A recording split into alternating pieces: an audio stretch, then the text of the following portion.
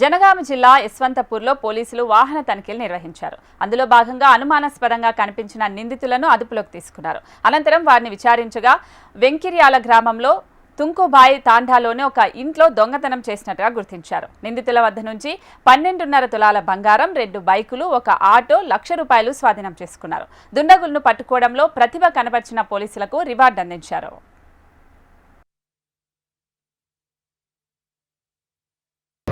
జరిగింది.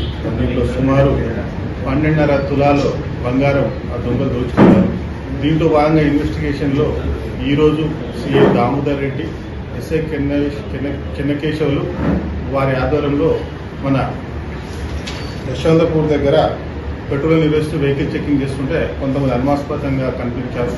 వాళ్ళని వెరిఫై చేసిన తర్వాత వాళ్ళ పేర్లు Samanu Shiva, resident of Bhuvanabad back side, Charala Sampath, Banapuram Jangaon, Oggu Mahesh, Ganeshwada Jangaon, Madasu Shiva, weavers colony Jangaon, Komati Rajashekar Jangaon resident, ఐదుగురు కూడా దొరకడం జరిగింది. వీళ్ళ దాంట్లో సామాను శివ, చారాల సంపత్, ఒగ్గు మహేష్ అని ముగ్గురు ఈ అఫెన్స్ దొంగతనం చేయడం జరిగింది. దీంట్లో ప్యారల సంపత్ అనే అతను ఈ ఇంటింటికి వెళ్ళి వాటర్ క్యాన్లు వేస్తుంటాడు.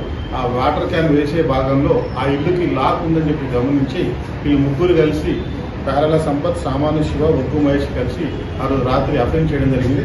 వచ్చిన తర్వాత జనగాంకి వచ్చిన తర్వాత మాదాసు శివకు బంగారం ఇవ్వడం జరిగింది. మాదాసు శివ ఆ బంగారం తీసుకున్నాడు. అది తీసుకుని దాంట్లోకి వెళ్ళి ఒక 4 తులాలు కోమటి రాజశేఖర్ ఇవ్వడం జరిగింది. ఆ రాజశేఖర్ అతను దాన్ని మనపురం గోల్డ్ లోన్లో తాకట్టు పెట్టడం జరిగింది.